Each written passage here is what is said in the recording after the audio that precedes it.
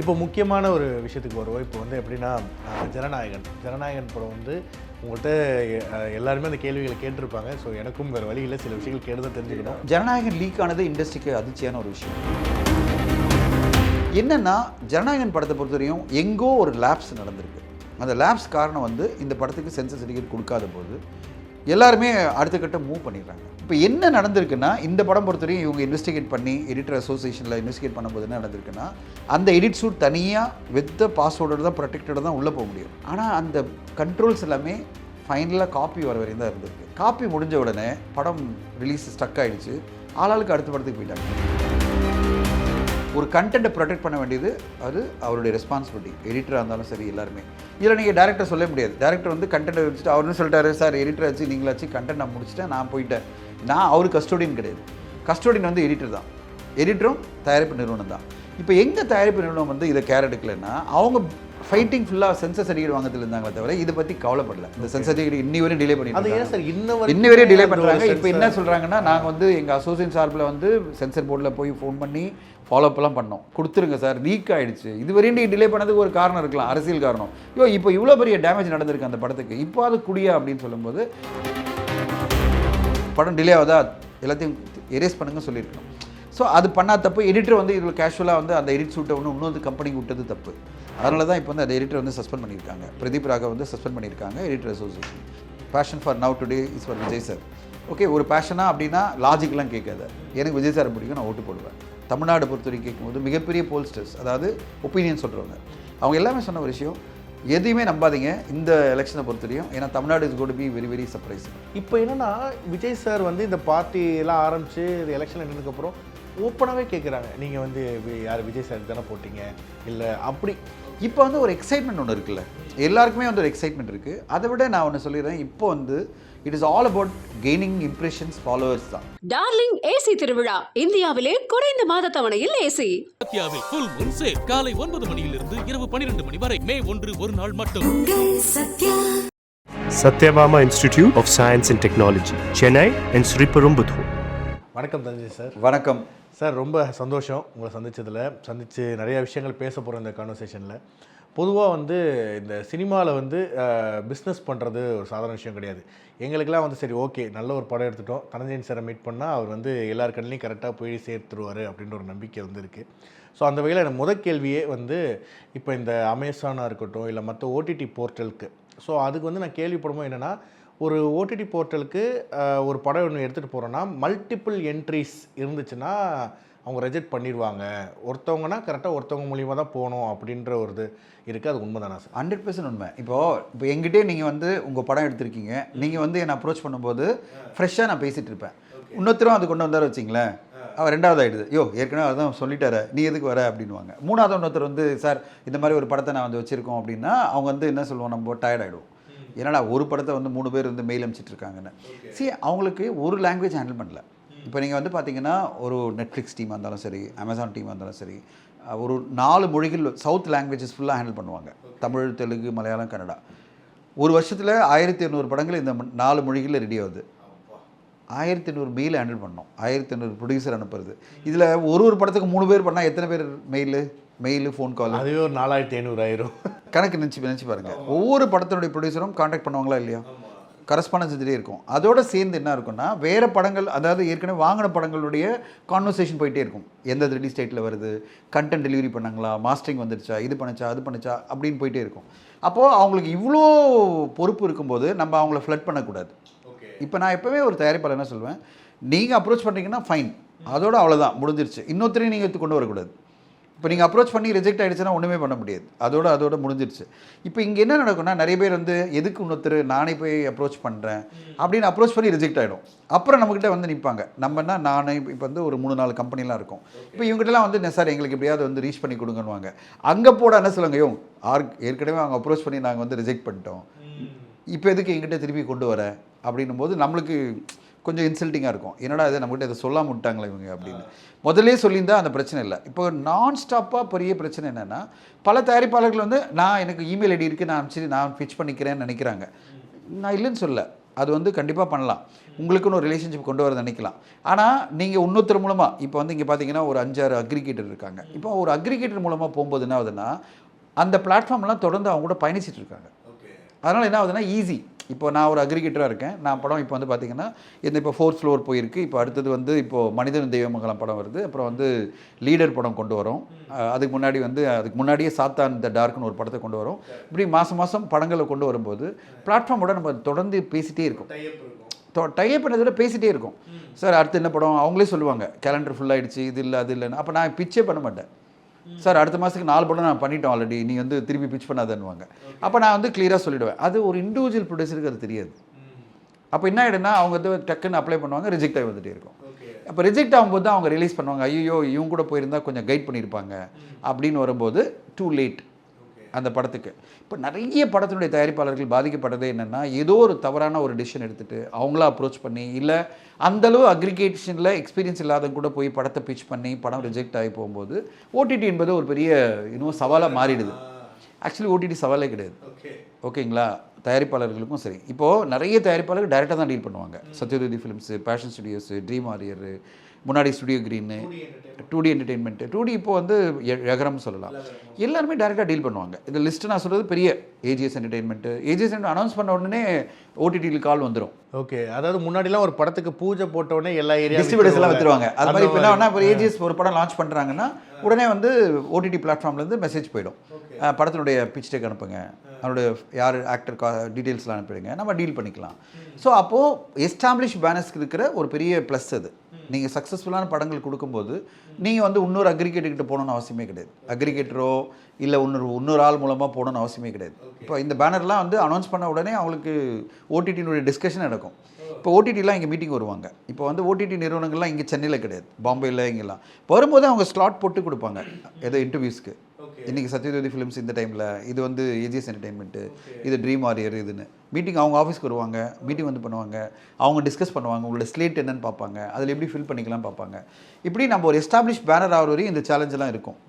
அதுக்கு முன்னாடி நம்ம படங்கள் போய் ஜெயிச்சிட்டா போகிறோம், நம்மளுக்கு ரிலேஷன்ஷிப் கிடச்சிரும். இன்னொன்று கேள்விப்பட்டிருக்கேன் சார், சில படங்கள் வந்து நம்ம கொடுத்துருவோம், அதாவது பேப்பர் வியூ மாதிரி எடுத்தாலுமே அது நல்லா பெர்ஃபார்ம் பண்ணதுக்கப்புறம் அவங்களே வந்து இல்லை நாங்கள் ஒரு எக்ஸ்க்ளூசிவ்க்கு ஒரு அமௌண்ட் கொடுத்து வாங்கிக்கிறோம், அதெல்லாம் நடந்திருக்கு. அது ப்ரீமியமும் கொடுப்பாங்க. ஒரு எக்ஸாம்பிள் வந்து 11 அப்படின்ற படம் வந்து பார்த்தீங்கன்னா அவங்க வந்து பேப்பர் வியூவில் வந்து போட்டாங்க. படம் சூப்பராக பெர்ஃபார்ம் பண்ணும்போது என்ன பண்ணாங்க, ரேட்டை வந்து 50% இன்க்ரீஸ் பண்ணாங்க, அதாவது ப்ரீமியம் கொடுத்தாங்க.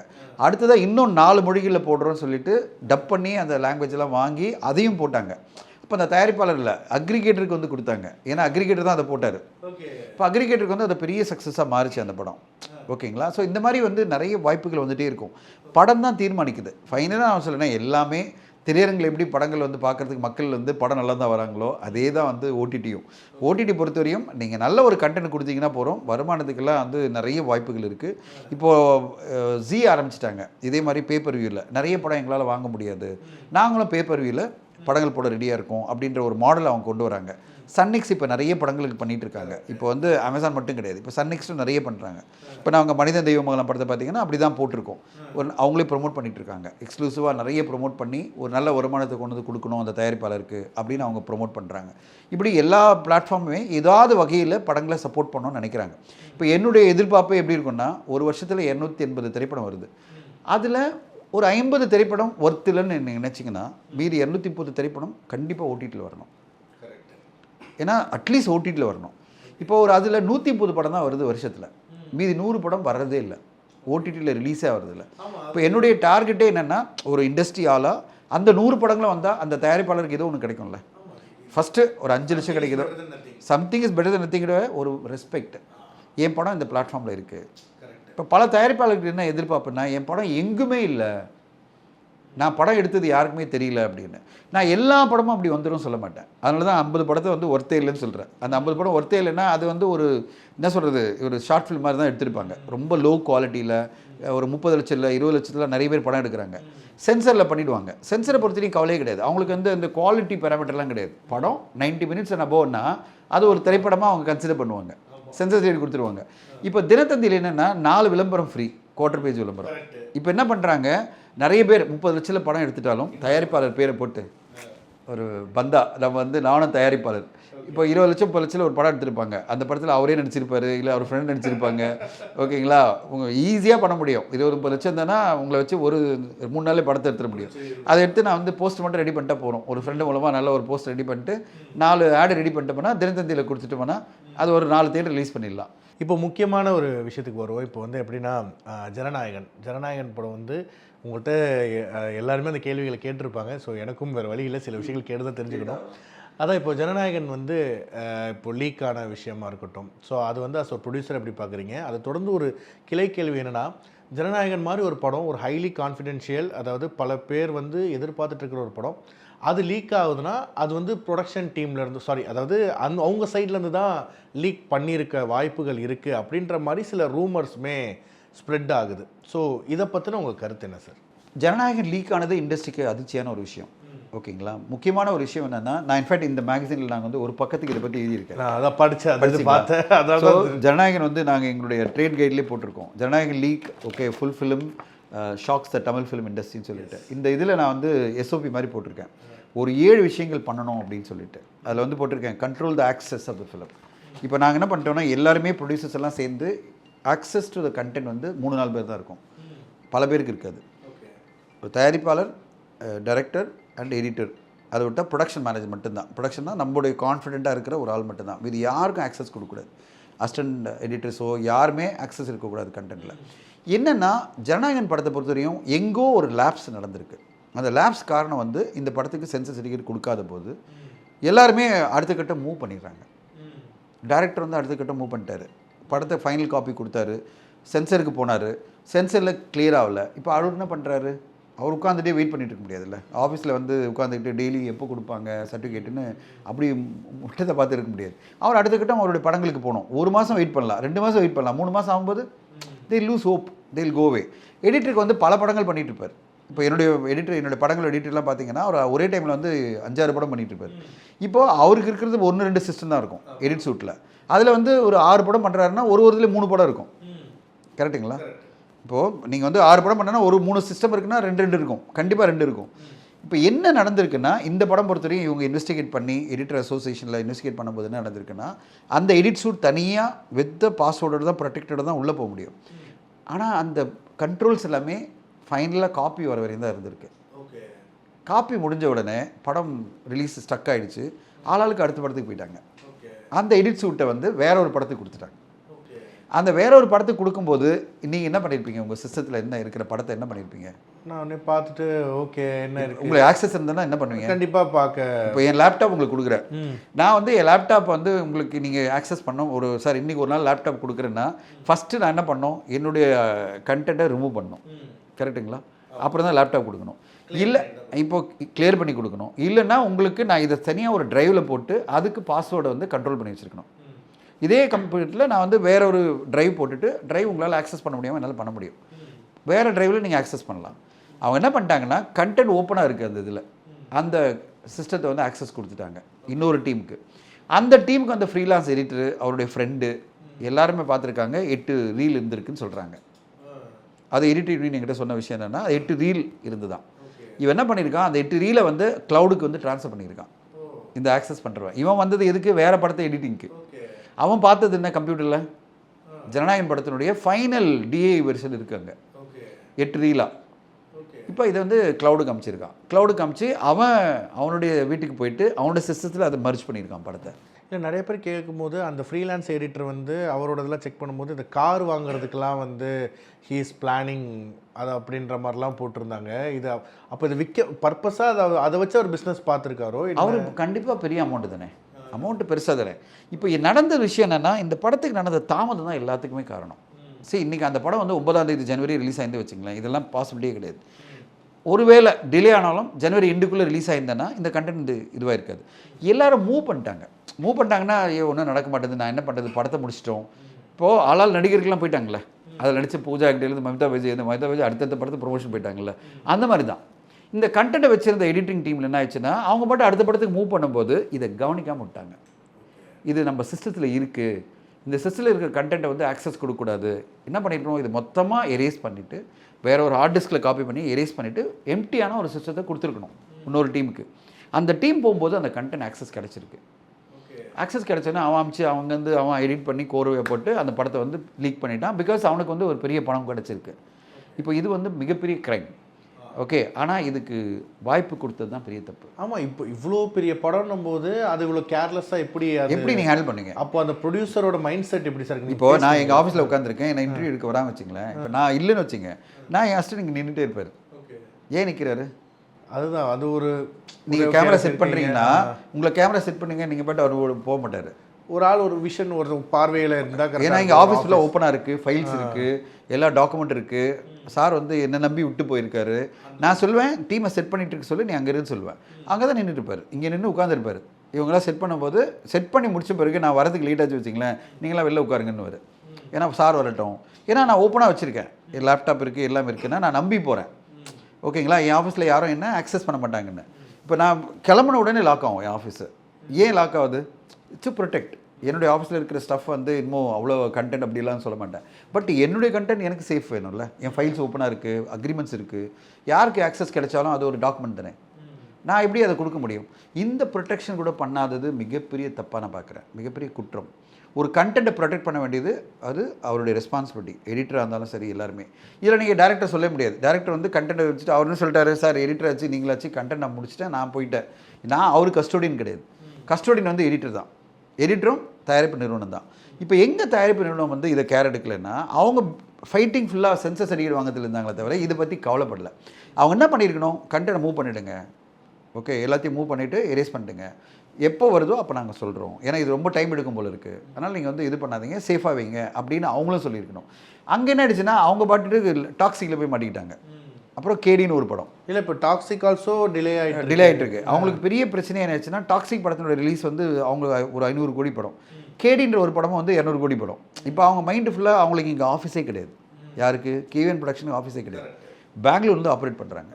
இப்போ அவங்களுக்கு ஆஃபீஸே இல்லாத போது எந்த ஆஃபீஸில் போய் வைப்பாங்க? கண்டென்ட்டை வாங்கி எடிட்டுக்கிட்டே இருக்கட்டும் அப்படின்னு அவங்க விட்டாங்க. அப்போ அதுவும் ஒரு கேஷுவலான அப்ரோச் தான் என்னை பொறுத்த வரையும். ஒரு 430 கோடி எடுக்கிற ஒரு படத்தை நீங்கள் இன்னொருத்தர் கையில் எப்படி ஹேண்ட் ஓவர் பண்ணி போக முடியும்? இப்படி எல்லாருமே ஆளாளுக்கு ஒரு கேஷுவலான ஒரு அப்ரோச்சு, கொஞ்சம் அது ஃபோக்கஸ் எல்லாம் போனதுட்டு ஒருத்தனுக்கு ஆக்சஸ் கிடைக்குது, அவன் மிஸ்யூஸ் பண்ணிட்டான். இப்போ இண்டஸ்ட்ரியாக இப்போ வந்து அதிர்ச்சி, இண்டஸ்ட்ரியாக ஃபுல்லாக ஷாக்கில் இருக்கும். இண்டஸ்ட்ரி ஃபுல்லாக நம்மளால் வந்து இப்போ யாரை ப்ளேம் பண்ணுறது? இது வந்து எல்லா சைட்லேயும் தப்பு இருக்குது. தயாரிப்புக்குள்ளேருந்து தப்பு இருக்குது, எடிட்டருக்குள்ளேயும் தப்பு இருக்குது. வேறு யாரும் நம்ம ஒன்றுமே சொல்ல முடியாது. தயாரிப்புக்குழுக்கு இதுக்கான ப்ரொடெக்ஷன் முதலே பண்ணியிருக்கணும். படம் டிலே ஆகுதா எல்லாத்தையும் எரேஸ் பண்ணுங்க சொல்லியிருக்கணும். ஸோ அது பண்ணால் தப்பு. எடிட்டர் வந்து இதில் கேஷுவலாக வந்து அந்த எடிட் ஷூட்டை இன்னொரு கம்பெனிக்கு விட்டது தப்பு. அதனால தான் இப்போ வந்து அந்த எடிட்டர் வந்து சஸ்பெண்ட் பண்ணியிருக்காங்க. பிரதீப் ராகவ் வந்து சஸ்பெண்ட் பண்ணியிருக்காங்க எடிட்டர் அசோசியேஷன். இப்போ நாங்கள் எங்கள் அசோசியேஷனில் கேட்கும்போது நாங்கள் சொன்னோம் கண்டிப்பாக சஸ்பெண்ட் பண்ணணும். ஏன்னா அவர்கிட்ட போய் 450 கோடி கேட்க முடியாது. பட் அட்லீஸ்ட் ஒரு கரியராக it will send a message to every editor. இப்போ இது நடந்த பிறகு பார்த்தீங்கன்னா எல்லா எடிட்டரும் லாக் பண்ணிட்டாங்க. சிஸ்டத்தை ஆக்சஸே கிடையாது. இப்போ புது கண்ட்ரோல்ஸ் எல்லாம் கொண்டு வந்துட்டாங்க. யாருமே உள்ள ஆக்சஸ் பண்ணக்கூடாது. கண்டென்ட் வந்து உடனே ரிமூவ் பண்ணணும். படம் முடிஞ்சிச்சா, படம் ஃபைனல் காப்பி டிஏ போய் ஃபைனலாக அவுட் ஆகிடுச்சு வச்சிங்களேன், மொத்தமாக எரேஸ் பண்ணிடணும், சிஸ்டத்தில் ரிமூவ் பண்ணிடணும். சிஸ்டத்தில் எதுவுமே இருக்கக்கூடாது. இந்த புது எஸ்ஓபியெல்லாம் கொண்டு வரோம். அக்ரிமெண்ட்டில் புதுசாக இன்ட்ரடியூஸ் பண்ணுறோம். நாங்கள் பிட்வீன் எடிட்டர் அண்ட் ப்ரொடியூசர் மத்தியில் அக்ரிமெண்ட்டாக 2 கிளாஸ் கொண்டு வரோம். எந்த அளவு இந்த கண்ட்ரோல்லாம் கொண்டு வரணும். பட் இதெல்லாம் ஆஃப்டர் தாட். பலியானது ஜனநாயகன் படம். இப்போது இதுக்கு எல்லாமே அடிப்படை காரணம் வந்து பார்த்திங்கன்னா படம் டிலே ஆனது தான். இந்த சென்சர் இன்னி வரையும் டிலே பண்ணிட்டு இன்னி வரையும் டிலே பண்ணுறாங்க. இப்போ என்ன சொல்கிறாங்கன்னா, நாங்கள் வந்து எங்கள் அசோசியேஷன் சார்பில் வந்து சென்சர் போர்டில் போய் ஃபோன் பண்ணி ஃபாலோஅப்லாம் பண்ணோம். கொடுத்துருங்க சார், லீக் ஆகிடுச்சு. இது வரையும் டிலே பண்ணதுக்கு ஒரு காரணம் இருக்கலாம், அரசியல் காரணம். இப்போ இவ்வளோ பெரிய டேமேஜ் நடந்திருக்கு அந்த படத்துக்கு, இப்போ அது குடியா அப்படின்னு சொல்லும்போது அவங்க என்ன சொல்கிறாங்க, வெயிட் பண்ணுங்கள், ப்ராசஸில் இருக்குன்றாங்க. இப்போ எனக்கு தெரிஞ்சு நேற்று ப்ரொடியூசர் என்கிட்ட பேசும்போது ஒரே சொன்னேன், சார் எப்படியும் 4ஆம் தேதி ரிசல்ட் வந்துடும். அது பிறகு இந்த படத்தை ஹோல்ட் பண்ணுறதுக்கு அவங்களுக்கு எந்த ஒரு காரணமும் இல்லை. அதுக்கு முன்னாடியாவது காரணம் இருந்தது. விஜய் சார் வந்து அரசியல் வராருன்னு ஒரு காரணம் இருந்தது. அவர் வந்து கண்டெஸ்ட் பண்ணும்போது எங்களோட கூட்டணி வைக்கணும்னு ஒரு காரணம் வந்துருக்கலாம். இப்போ வந்து 4ஆம் தேதி ரிசல்ட் வரைக்கும் தான் இதெல்லாம் சொல்ல முடியும். ரிசல்ட் வந்த பிறகு என்ன அவர்கிட்ட போய் நீங்கள் ஹோல்ட் பண்ணணும். 5ஆம் தேதி வந்துடும், அது பிறகு ரிலீஸ் பிளான் பண்ணுங்கள் அப்படின்னு நான் சொன்னேன். இப்போ 5ஆம் தேதி தான் நம்ம எல்லாமே ரிலீஸ் டேட்டை பற்றி ஒரு கிளாரிட்டி கிடைக்கும். 8ஆம் தேதியெல்லாம் பாசிபிலிட்டி கிடையாது. ஏன்னா 5ஆம் தேதி ஒரு படத்துக்கு சென்சர் சர்டிஃபிகேட் கிடச்சி நீங்கள் 8ஆம் தேதியெல்லாம் பண்ண முடியாது. இன்றைக்கெல்லாம் சென்சர் கொடுக்க மாட்டாங்க. ஏன்னா இப்போ எல்லாருமே டென்ஷன் ஃபுல்லாக ரிசல்ட்டில் இருக்குது. 4ஆம் தேதி ரிசல்ட்டுக்கு பிறகு 5ஆம் தேதி 6ஆம் தேதி கண்டிப்பாக கொடுத்துருவாங்க. ஓகே சார், இப்போ இந்த ரிசல்ட்டுன்னு பேசிகிட்டு இருக்கும்போதே இப்போ நிறைய அந்த எக்ஸிட் பூத்து இது எக்ஸிட் போல்ஸு நிறைய எக்ஸிட் போல்ஸில் வந்து பார்க்கும்போது டிஎம்கே வந்து இவ்வளோ சீட்டுகள் வந்து வின் பண்ண போகிறாங்க, டிவிகே வந்து கொஞ்சம் சொற்பமான அமௌண்ட் வந்து சொல்கிறாங்க. சில பேர் வந்துட்டு ஓகே டிவிக்கே கொஞ்சம் அதிகமாக அப்படின்றாங்க. ஸோ இது எந்த அளவுக்கு உங்களுடைய மைண்ட் செட் படி இப்போ நம்ம பார்க்குறோம்ல சோஷியல் மீடியாவில் பார்க்கும்போது டிவிக்கு ஆதரவாளர்கள் வந்து அதிகமாக இருக்கிற மாதிரி நம்மளுக்கு ஒரு கண்டிப்பாக சோஷியல் மீடியாவில் எப்பவுமே அப்படி தான் இருக்கும். ஓகே, ஸோ உங்களோட கருத்து இல்லை, எனக்கு எக்ஸிட் போல்ஸை பொறுத்தவரையும் வந்து நான் எப்பவுமே நம்புறதே கிடையாது. இந்த ஒப்பீனியன் போல்ஸை நான் ரொம்ப நம்பினதே கிடையாது. ஒப்பீனியன் போல்ஸ்லாம் ஒரு ட்ரெண்டு தான். எனக்கு வந்து ராஜீவ் சர்தேசாய் இருக்கார்ல, இந்தியா டுடேல அவர் எப்பவுமே சொல்லுவார். அவர் தான் வந்து மிகப்பெரிய ஒப்பீனியன் போலெலாம் பற்றி பேசுவார். ஆனால் அவர் ஒரு விஷயம் தொடர்ந்து சொல்லுவார். எப்பவுமே ஒப்பீனியன் போல ஒரு பிஞ்ச் ஆஃப் சால்ட்டோட பாருங்கள். ஏன்னா அவரோட சாம்பிள் சைஸ் ரொம்ப கம்மி. ஒரு 200 சாம்பிள் ஒரு தொகுதிக்கு எடுத்துகிட்டு இந்த 200 பேரை வந்து ஒரு அஜெண்டாவில் பேசியிருப்பாங்க. ஏன்னா நீங்கள் ஃபஸ்ட்டு ரீச் பண்ணுறதே ஆளுங்களுக்கு கஷ்டம். அவர் ரீச் பண்ண ஆளுங்களுக்கு ஏன் பேசுகிறாருன்னா நக்கலாக தான் பேசிகிட்டு இருப்பா. ஏன்னா இப்போது எனக்கு இந்த ஓட்டிங் முடிஞ்ச உடனே என்னுடைய ஆதார் கார்டோடையும் ஓட்டர் ஐடியோடய என் நம்பர் இருக்குது. எனக்கு உடனே வந்து ஆட்டோமேட்டிக் கால் வருது. நான் சொல்கிறது computerise call. Hello voter, you voted இந்த elections, please click 1 for this party, click 2 for this party. நான் உடனே கட் பண்ணேன். நான் எதுக்கு கொடுக்கணும் அப்படின்னு சொல்லிட்டு. இப்படி பல பேருக்கு வந்திருக்கு. பல பேருக்கு ஃபோன் கால் வந்து ஆட்டோமேட்டட் ஃபோன் கால். இது இந்த கால் கிடையாது. ஸோ எல்லாமே ஆட்டோமேட்டட் ஃபோன் கால் வந்திருக்கு. அதுதான் ஒப்பீனியன் போல். அவங்க என்ன பண்ணியிருக்காங்க, இப்போ சிஸ்டமாக பண்ணியிருக்காங்க. அவங்க எப்படி எடுத்துட்டாங்கன்னா, யாரெல்லாம் ஆதாரோட மொபைல் ஃபோனை லிங்க் பண்ணியிருக்காங்களோ அவங்களுக்கு எல்லாருமே கால் ஆட்டோமேட்டிக்காக வந்தது. அந்த காலில் அவங்க வந்து அவங்களுடைய ஓட்டிங் கொடுக்கும்போது யாருமே எக்ஸைட்டடாக கொடுக்கல. சரி ஒழிஞ்சு போட டே ஒன்று கிளிக் பண்ணி அந்த ஃபோனை கட் பண்ணணும், ஏதாச்சும் ஒன்று சொல்லணும்னு சொல்லிட்டு இதெல்லாம் வந்து நீங்கள் வந்து ஒரு பிஞ்ச் ஆஃப் சால்ட்டோடு தான் எடுத்துக்கணும். அவங்க வந்து காதலோட கேட்டிருக்க மாட்டாங்க.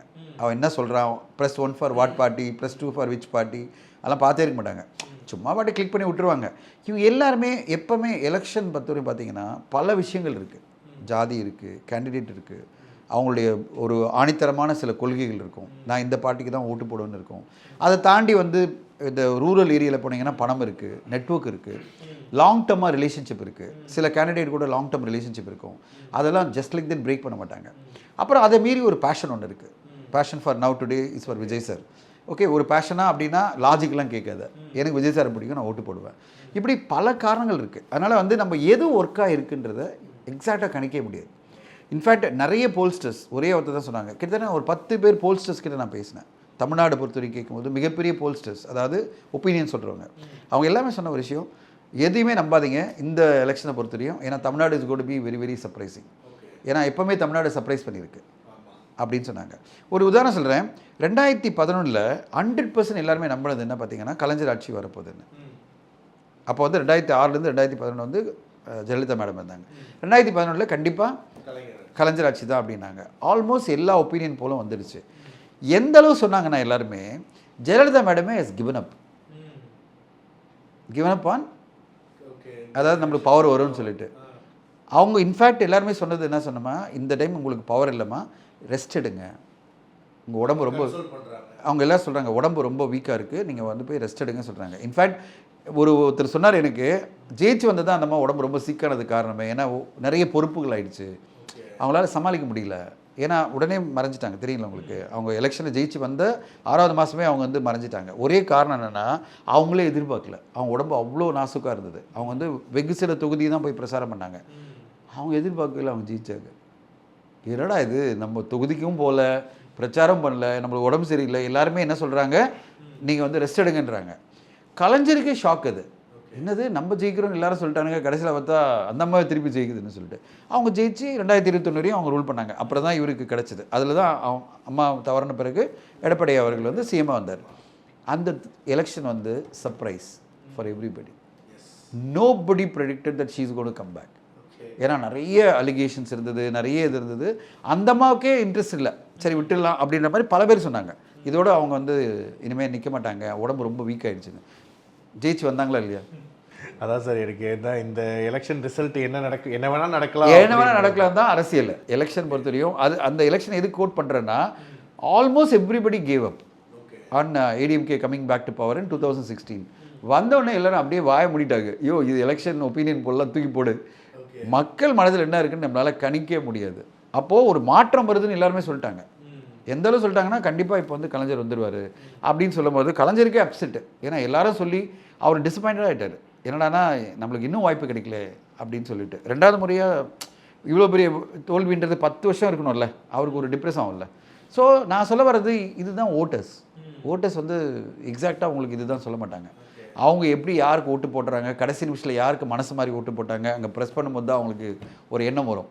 அதனால் நம்ம வந்து இந்த ஒப்பீனியன் போலெல்லாம் டைம் பாஸாக ஒரு ஜாலியாக எடுத்துட்டு சோஷியல் மீடியாவில் ஒரு ட்ரெண்டிங் டாபிக். சரி, ஓகே, இவர் என்ன சொன்னார். இப்போ எப்படின்னா, என்னோட நண்பர் ஒருத்தர் இருக்கார் சோஷியல் மீடியாவில் பயங்கர ஆக்டிவாக.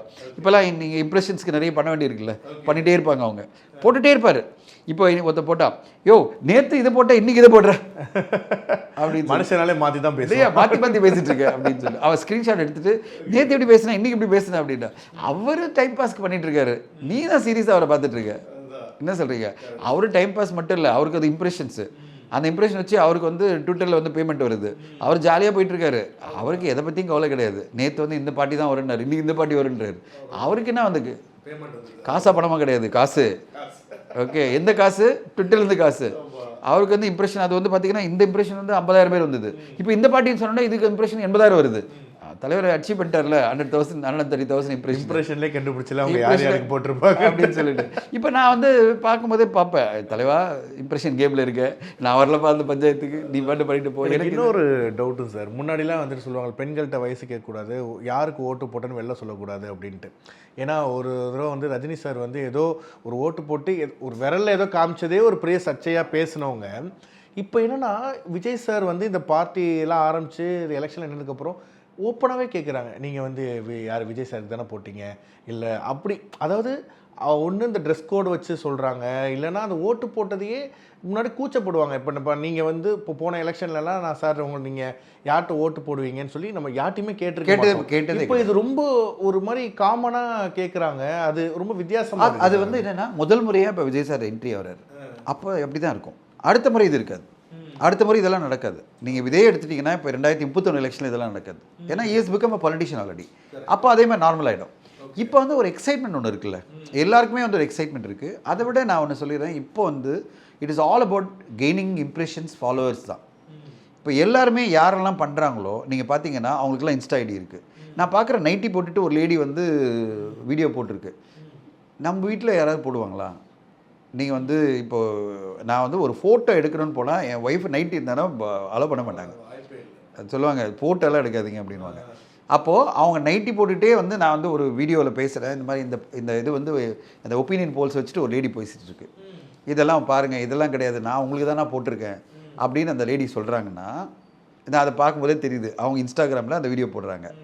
ஏன் போடுறாங்க? One to get followers, other to get impressions. இந்த இது வந்து இப்போ ட்ரெண்டு பயங்கரமாயிடுச்சு. இது nothing to do with Vijay sir. இப்போ வந்து உலகமே வந்து இன்ஸ்டா உலகம், உலகமே வந்து ரீல்ஸ் உலகம், உலகமே வந்து ட்விட்டர் உலகம்.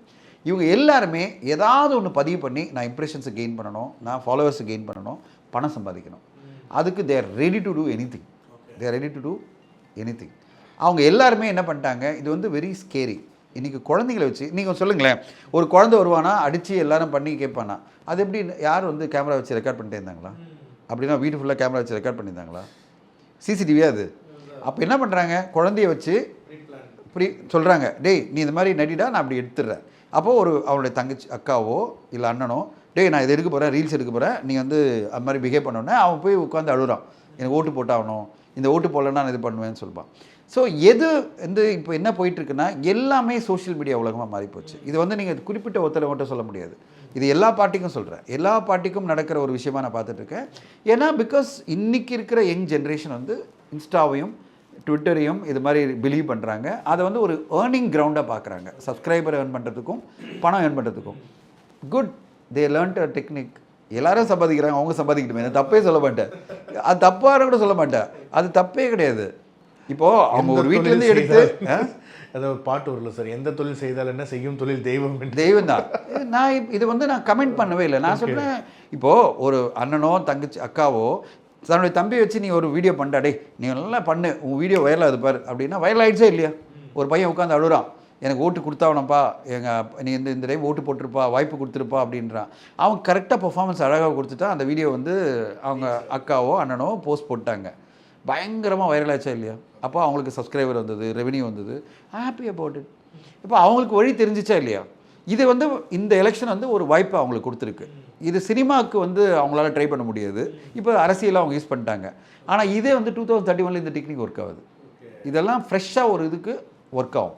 அதை அவங்க யூஸ் பண்ணுறாங்க. அது வந்து நல்ல விஷயந்தான். இப்போ வந்து குக்கிங் பண்ணால் வந்து வில்லேஜ் குக்கிங்லேருந்து எல்லா குக்கிங் வீடியோ பார்க்கறதுக்கு லட்சக்கணக்கான பேர் இருக்காங்க, இவ்வளோ வியூஸ் கொடுக்க ரெடியாக இருக்காங்க, சப்ஸ்கிரைப் கொடுக்க ரெடியாக இருக்காங்கன்னா ஏன் இது அரசியல் யூஸ் ஒரு பண்ண பாயிண்ட்ல சேச்சுரேஷன் வரும், அதெல்லாம் வரும்.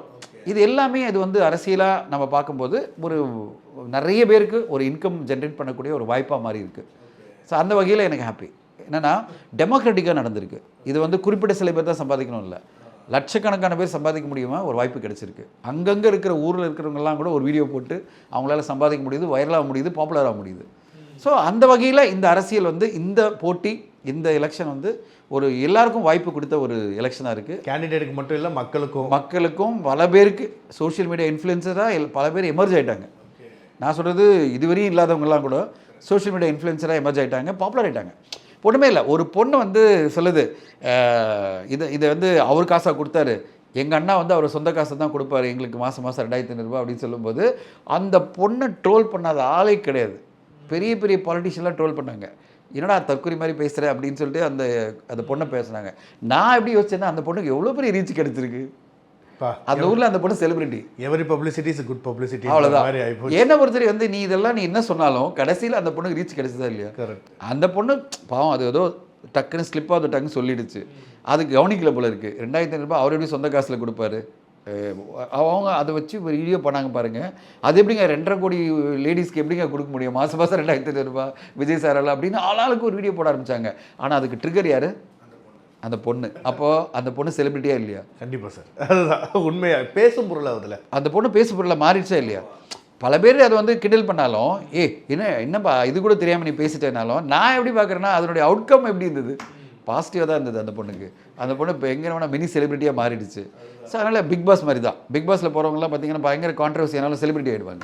அந்த பொண்ணு செலிபிரிட்டி ஆச்சா இல்லையா? இன்னைக்கு ஊரெல்லாம் அந்த ஊரில் அது எந்த ஊர் பொண்ணோ அது பயங்கர பாப்புலர் ஆச்சா இல்லையா? நீங்கள் எல்லாத்துலேயும் வந்து நெகட்டிவாக பேச முடியாது, அதில் ஒரு பாசிட்டிவான விஷயத்தையும் பார்க்கணும். அந்த பொண்ணுக்கு நல்ல விஷயம் நடந்திருக்கு, ரீச் கிடச்சிருக்கு, இதனால் யாரும் ஜட்ஜ் பண்ண முடியாது அந்த பொண்ணுக்கு நாலேஜ் இல்லைன்னு. அதுக்கு தெரிஞ்ச மனசுக்கு என்ன தோணுச்சோ அதை பேசிடுச்சு. ஸோ எதுக்காக சொல்கிறேன்னா இந்த எலெக்ஷன் வந்து பல செலிபிரிட்டிஸை உருவாக்கியிருக்கு, பல பேருக்கு வருமானத்துக்கு வழி பண்ணியிருக்கு. இந்த எலெக்ஷன் மூலமாக பல பேர் செலிபிரிட்டி ஆகிட்டாங்க, வருமானம் சம்பாதிச்சிட்டாங்க, அவங்களுக்கான வழி கிடச்சிருக்கு, இவங்க ஒரு ரூட் கிடச்சிருக்கு. அடுத்தடுத்த எலெக்ஷனில் இன்னும் பெரிய ஆகிடுவாங்க. இன்றைக்கி நம்ம வந்து கிட்டத்தட்ட ஒரு 20 பேர் 30 பேர் நம்ம பார்த்த இந்த இன்ஃப்ளூயன்சஸ் இன்றைக்கி 20,000 பேர் இருக்காங்க தமிழ்நாட்டில். நல்லது, டெமோக்ராட்டிக்காக எல்லாரும் சம்பாதிக்கிட்டோம். டார்லிங் ஏசி திருவிழா, இந்தியாவிலே குறைந்த மாத தவணையில் ஏசி. சத்யாவில் ஃபுல் மூன் சேல் காலை 9 மணியிலிருந்து இரவு 12 மணி வரை மே 1 ஒரு நாள் மட்டும். Satyabama Institute of Science and Technology, Chennai and Sri Perumbudur.